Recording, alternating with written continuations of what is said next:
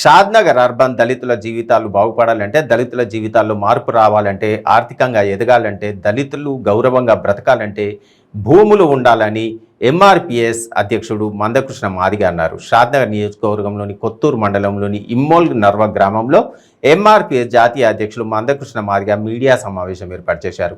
ఈ సందర్భంగా ఆయన తెలంగాణ ప్రభుత్వంపై విరుచుకుపడ్డారు. 2014 ఎన్నికలలో భాగంగా మేనిఫెస్టోలో ఇచ్చిన 3 ఎకరాల పొలం, ఇంటికో ఉద్యోగం ఇవ్వాలని డిమాండ్ చేశారు. ఆనాడు గత ప్రభుత్వాలు ఇచ్చిన అసైన్డ్ భూములను అభివృద్ధి పేరుతో లాక్కోవడం ఎంతవరకు సమంజసమో ముఖ్యమంత్రి సమాధానం చెప్పాలని అన్నారు. దళిత బంధు పథకం టోటల్గా అవినీతిమయమైందని మీరే ఒప్పుకుంటున్నారు కనుక ఎట్టి పరిస్థితుల్లో దళితుల జీవితాల్లో మార్పు రావాలంటే, దళితుల జీవితాల్లో ఆర్థికంగా ఎదుగుదల ఉండాలంటే, దళితులకు గౌరవం ఉండాలంటే వాళ్ళ చేతిలో భూమి ఉండాలి. భూమి సమస్య మాకు ప్రధాన సమస్య. ప్రధాన సమస్య. ఆ భూమి సమస్యను పరిష్కరించడానికి ముందుకు రావాలి. మీరు 2014 ఎన్నికల సమయంలో మీరు ఏ మేనిఫెస్టో అయితే పెట్టినరో, 2014 ఎన్నికల సమయంలో ఏ మేనిఫెస్టో పెట్టినరో, నిరుపేదలైన భూమి లేని దళితులకు 3 ఎకరాల భూమి పంపిణీ ఖచ్చితంగా దాన్ని ముందుకు తీసుకురావాలని, ఖచ్చితంగా 3 ఎకరాల భూ పంపిణీ చేయాలని, అందుకు కావాల్సిన బడ్జెట్ కేటాయించాలని చెప్పి మేము డిమాండ్ చేస్తున్నాం. అంతేకాకుండా ఈ ప్రభుత్వం వచ్చినాక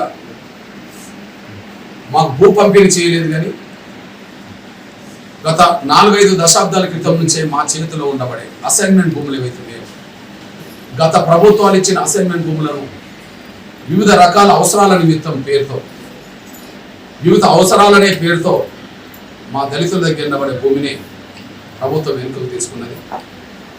అది ఎన్నో రకాలుగా మా భూమి వెనుకకు తీసుకున్నది. కాబట్టి వెనుకకు తీసుకున్న భూమికి బదులు భూమి మళ్ళీ ఇవ్వాలని చెప్పి మేము డిమాండ్ చేస్తున్నాం. మొదటిది 3 ఎకరాల భూ పంపిణీ పథకాన్ని మళ్ళీ ముందుకు తీసుకురావాలి. దళిత బంధు అనేది అవినీతి బంధుగా మారింది కనుక, దానివల్ల మా జీవితాలు మారడానికి అవకాశాలు లేవు కనుక, ఎట్టి పరిస్థితుల్లో మా జీవితాలకు అదే సమయంలో మాకు గౌరవం దక్కాలంటే భూమి మా చేతికి రావాలి. కాబట్టి 3 ఎకరాల భూ పంపిణీ పథకాన్ని ముందుకు తీసుకురావాలి.